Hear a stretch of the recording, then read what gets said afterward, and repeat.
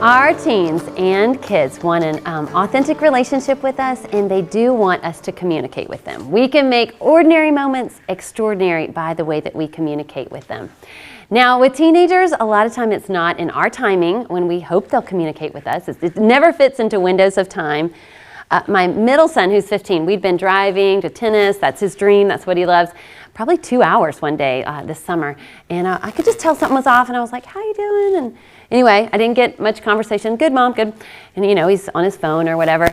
And so this has kind of happened all through the day. And I thought, I know something's going on with him. What's going on? But I just thought he's not ready to tell me about it. So at 11:30 that night, I'm getting ready to go to bed, which is usually when teenagers want to talk to us, which is really late at night. We have to pray that God keeps us awake. He was like, hey, Mom.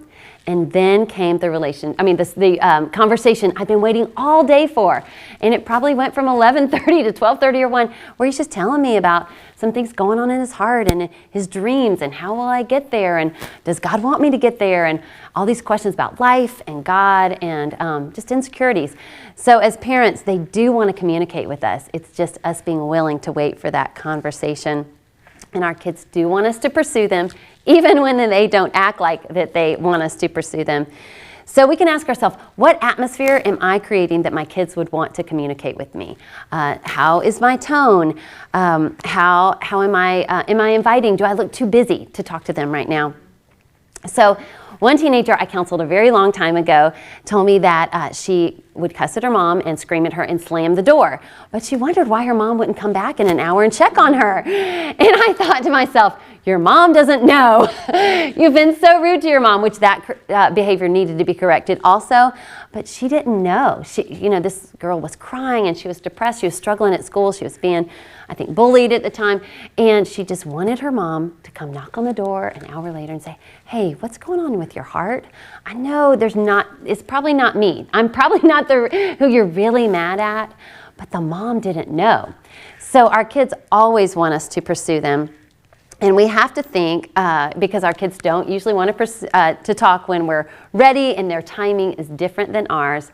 Do I want to talk to my kids, communicate with my kids, more than whatever I want to do?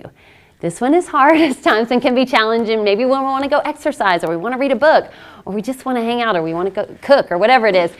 But usually those key conversations come at times when we feel not equipped. Sometimes I'm like, oh Lord, please give me the wisdom right now. We're tired, so we feel like just drained out of energy, and it's just not our timing. We're not like, okay, I'm ready for this great conversation. When we're ready, it's usually not the time that we're going to get that conversation. Sometimes we have to ask God, just please enter this conversation. We can say a prayer in our head like, please help me right now to be the mom that my kids need me to be right now, or the dad that my kids need me to be right now, because we just don't feel like we have all that we need in that moment. So these are a few keys for communication. Creating an atmosphere that is safe is key. Being patient and available and being approachable. So we can ask ourselves, do I have an approachable demeanor? What about my tone? And again, we can say, like, would I want to talk to me? I kind of turn around questions a lot of times and look in the mirror and say, like, would I want to talk to me right now?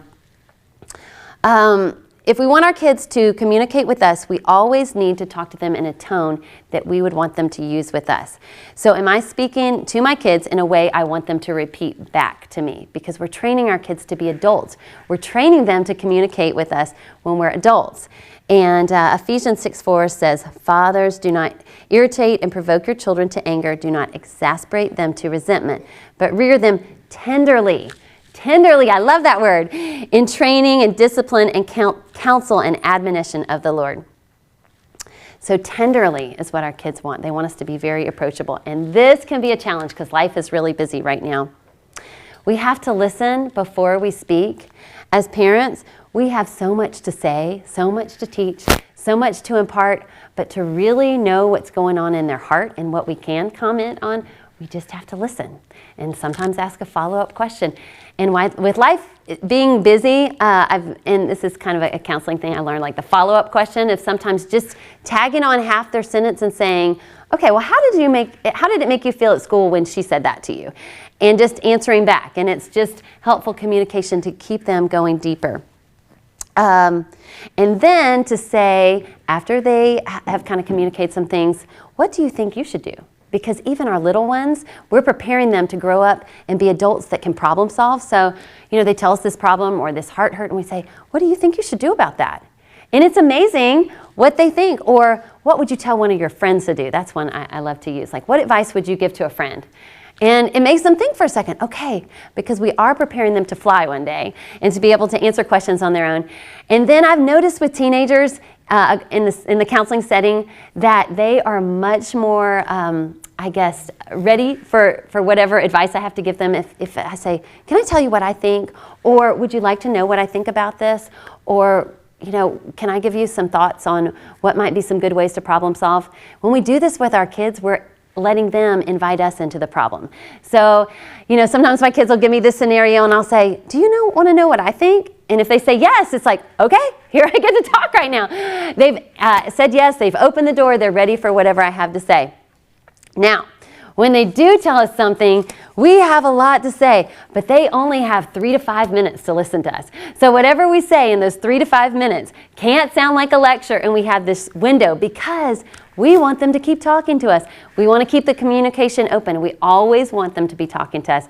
So if we tell them all that we have to say in this one sitting, then we're going to have a lot of other sittings, and we want them to keep inviting us, not to think, Mom talked for 45 minutes when I told her she could give me her opinion. So we have 3 to 5 minutes to share with them what we think that they need to do, or some changes that they need to make. A huge tip here is to keep game face on, because sometimes, especially with our middle schoolers, we're like, oh wow, I did not realize you were dealing with that. Or our little ones, I didn't realize you could be so angry with some. Or our teenagers were like, wow, that is a lot of heart hurt, in middle school.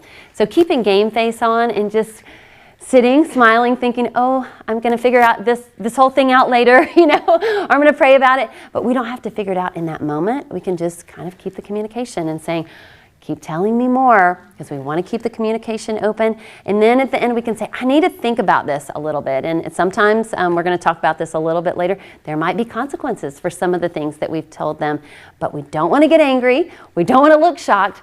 We just want to sit and listen and keep the communication open. I feel like this is the most powerful thing that we can do with our kids, is to pray with them. Because as parents, we don't have all the answers, and we want our kids to go back to God throughout their lives and invite Jesus into their life, in their situations, in their thoughts, in their struggles, and whatever they're dealing with. So when we pray with our kids, it takes the focus off of us having to figure it all out by ourselves. This is such a special this time together. When my oldest son, who's 19 now, was in middle school and just dealing with insecurity and just normal middle school stuff, we talk and talk and talk. And at the end, I'd say, hey, can we pray about this? This feels really big. Or can we pray for a special friend for you? I know you feel alone, or whatever he was dealing with. And I've done this with all my kids. And my littlest one, he is if you know personality types, he is red. He's got a lot of energy, and he's almost completely red. So he's got some anger in there. And at the end of the day, he would just be frustrated with all these things. And so we started at the end of the day asking God to help him forgive all the people who had frustrated him throughout the day. And sometimes it was a lot, and sometimes I was on the list. And to take all that bitterness out of his heart and just give him joy and love for people. And to watch kindness grow, because this anger is bigger than him. It's bigger than me. It's bigger than my counseling stuff. But it's not bigger than God. And God can do amazing, amazing things in our kids' life. So when we invite God and the power of Jesus into our kids' life and model that, we're helping our little ones, our middle school, and our teenagers invite God into their life. We're modeling that. I have never had one teenager, because I'm a pastoral counselor, that I've counseled say, no, you can't pray with me. At the end of a session, and I don't do this every session, but sometimes I'll say, hey, I know you have a lot of anxiety. Can we just end this with a prayer? Can we ask God and invite him in to the things you're fearful or worried about? And they never say no, because they want to know there's something bigger in our world than just us. It's not on our shoulders to figure it out. We can ask God for help. So don't give up. We as parents have so much to share, so much to teach, but our kids want to communicate with us. And if there's a closed door, continually pursuing them, sometimes just taking them to a ball game or out to coffee or ice cream. I know with my husband and my oldest, it took about 6 months of just spending time together doing random things for him to really get the conversation that he was hoping for, to get past all the fun, to hear the heart. So as parents, we can communicate with our kids and keep pursuing them. So some of the questions that go along with this is, am I available? Am I patient? Do I have an approachable tone and demeanor? Tone is so important. Our kids can read us with our tone. If I were a teen, if I were a child, would I want to talk to me? In the middle of a tense moment, am I speaking to my kids in a way I want them to repeat back to me? So in those tense moments, refraining from yelling is very important because we don't want them to yell back at us. If my answer is no to any of these questions, how can I start making changes? And who is the parent that I would like to be more like? Who am I watching in my life that I would like to model the way that they parent?